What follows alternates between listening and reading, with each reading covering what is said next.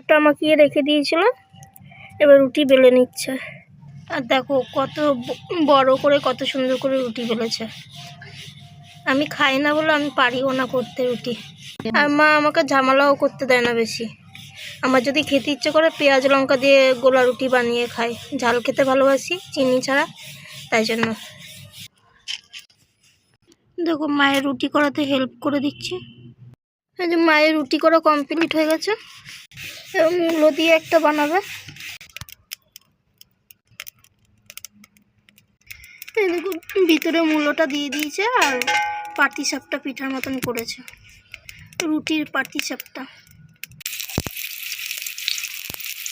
ঠান্ডার সময় হাঁসের মাংস দিয়ে রুটির পাটিসাপটা, এক প্রকার পরোটাও বলতে পারো, কারণ মাছ তেল দিয়ে ভেজে দিচ্ছে। রাতে এখন ভিডিও করছি, রাতে তো আর আপডেট দেওয়া যায় না, তার জন্য সকাল দিকে দিতে হবে আপডেট।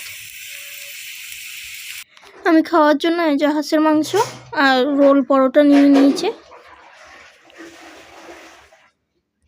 এবার আমি আমার খাওয়াটা কমপ্লিট করি, তারপর মা খাবে। মা হাঁসের মাংসও খাবে না, পরোটাও খাবে না, মার জন্য আলাদা হালকা আলাদা করে রুটি করেছে।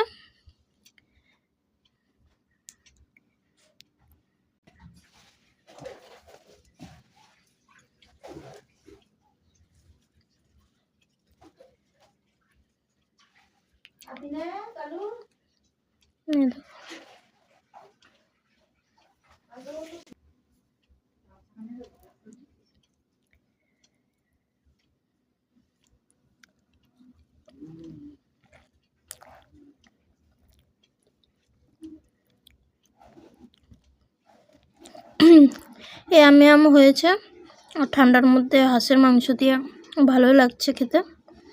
আমি আমার খাওয়া দাওয়া কমপ্লিট করি, তোমাদেরকে এখানে দেখিয়ে আমি খাওয়া দাওয়াগুলো সারি।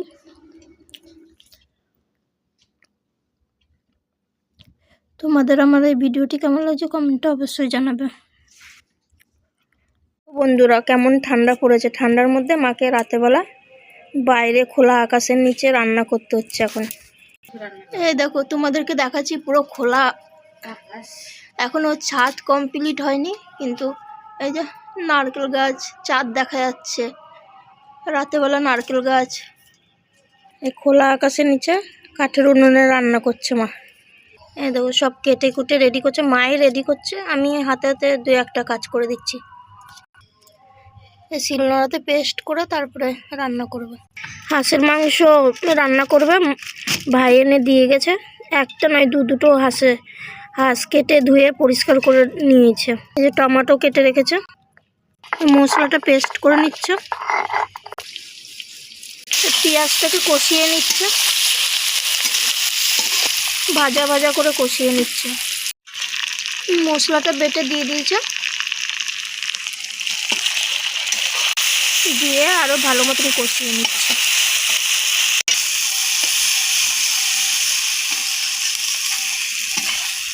দেখো গ্রেভিটা কষিয়ে নিয়েছে, এত সুন্দর লাগছে কি বলবো, গ্রেভিটা ভালোই লাগছে দেখতে।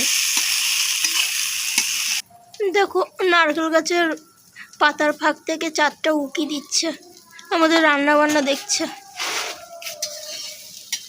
ছাদ হয়ে গেল আর দেখা যাবে না, ছাদ হয়ে গেলে তখন নিচে ছাদের উপরে উঠে তখন দেখতে হবে। গ্রেভি তৈরি হয়ে গেছে, এবার হাঁসের মাংসটাকে দিয়ে কষিয়ে নিচ্ছে। দুটো কচি হাঁস ঠান্ডার মধ্যে ভাই খুঁজে পাচ্ছিল না, অনেক খোঁজাখুঁজির পর পেয়েছে, তারপর নিয়ে এসছে। মা আলুটাকে ভাজি করে রেখেছে, আর উনুনের জাল তো মানে কড়া হয়ে গেছে, আলুগুলো ঝোলে দিলেই ঠিক হয়ে যাবে। আমাদের পাশেই দোকান আছে, তাই মা টাকা নিয়ে দোকানে গেল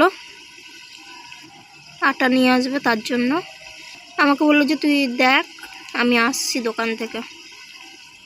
মায়ের হাতে হাতে হেল্প করে দিই কিছুটা, সামথিং, বেশিও না রান্নার দিকে, কারণ মায়ের রান্না খুব স্বাদ হয়, তার জন্য আমি রান্নাবান্নার দিকে যাই না। মাঝে সাঝে যদি অসুবিধা হয় যে করতেই হবে তখন করি রান্নাবান্না, তাছাড়া না, মাই রান্নাবান্না করে।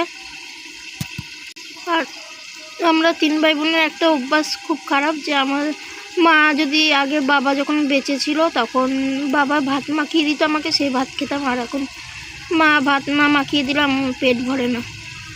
যেইভাবে হোক 3 ভাই বোনকে ভাত মাখিয়ে দেবে, তারপর আমরা সেই ভাত খাই। এখনো পর্যন্ত এত বড় হয়ে গেছি তাও।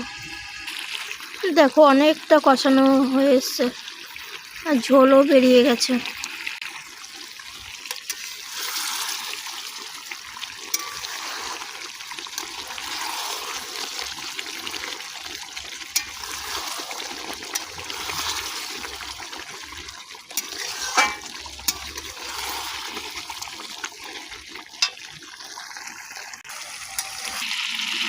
কষানো হয়ে গেছে, এবার ঝোলে দিয়ে দিয়েছে, আলু দিয়ে দিয়েছে। মা দেখো দোকানে গেছিলো, দোকান থেকে আমার জন্য জলজিরা নিয়ে এসছে, হাজমোলা নিয়ে এসছে। এখনো কারা কারা ছোট বাচ্চাদের মতন হাজমোলা জলজিরা খেতে ভালোবাসে আমরা। এ দেখো তোমরা বিশ্বাস করবে না, আমাদের নিজের ক্ষেতের মূলো মা ভাজি করেছে। এ দেখো শালগম লাল মূলো নিয়ে এসছে। এই শাকগুলোকে তো একটা প্লাস্টিকে ভরে নিয়েছি। আর সাদা মূলোতে ঝাঁজ আছে, কিন্তু এই লাল মূলোগুলো মিষ্টি হয় খুব। মাখা করে খেয়েছি, আর একজন সাধু বাবা এসেছিলো, সাধু বাবাকে দিয়েছি। আর মা ভাজি করেছে। দেখো হাঁসের মাংস রান্না কমপ্লিট হয়ে গেছে। কেমন হয়েছে বলো তো বন্ধুরা, কমেন্টে অবশ্যই জানাবে।